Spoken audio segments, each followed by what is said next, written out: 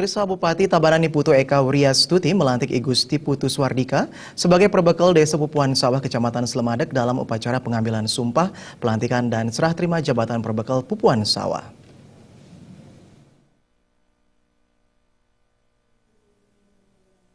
Pemilihan perbekal antar waktu dilaksanakan di Desa Pupuan Sawah, Kecamatan Slemadeg. Melalui pemilihan perbekal pada tanggal 15 Maret lalu, menggantikan Imade Subandi yang telah meninggal dunia. Bupati Eka mengucapkan selamat dan berpesan kepada perbekal yang dilantik untuk melanjutkan pengabdian kepada masyarakat. Karena perbekal merupakan garda terdepan dalam memfasilitasi hubungan antara masyarakat dengan pemerintah.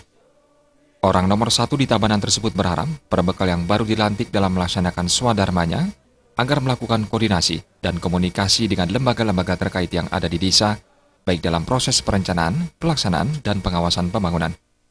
Hal terpenting agar fungsi wewenang dan tanggung jawab pemerintahan desa berjalan dengan seimbang dan masyarakat ikut bertanggung jawab atas berkembangnya pembangunan di tengah-tengah masyarakat.